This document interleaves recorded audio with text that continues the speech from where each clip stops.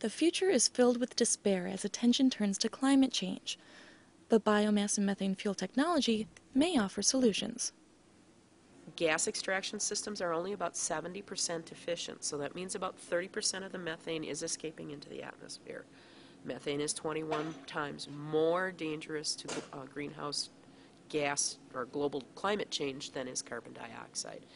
So maybe the landfill isn't the best place for organics, and a composting situation is the better choice. In some cities, San Francisco, Seattle, Montreal, Canada, they're beginning to collect organics at the curb.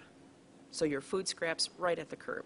They're the most difficult to manage because they produce the leachate, which then has to go out to a wastewater treatment facility for treatment. Johnson speculates that state governments will start taxing greenhouse gas emissions and explains that some European countries make the producers responsible for their end product instead of the consumer. David Erickson, environmental engineer at Wassa Water Works and the wastewater treatment facility, also says changes need to happen. They're working with Becker Hoppe, an engineering company in Wassa, to plan efficient changes for the future.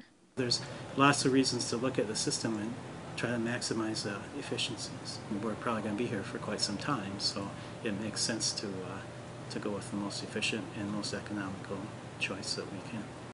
Evie Fisher, an environmental engineer at Becker Hoppe, says everyone should be thinking about renewable energy, and adds, it just makes sense.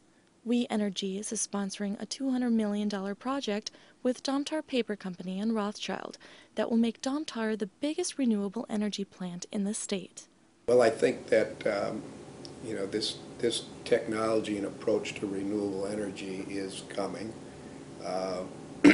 It's nice to be able to consider installing a generating plant on an existing industrial site versus in a new greenfield site where there's a tremendous amount of concerns by the public.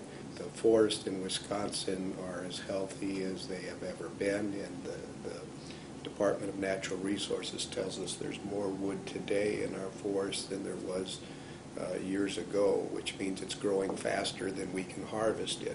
It's important that we manage and sustainably manage where our raw material comes from if we expect to be here in the future.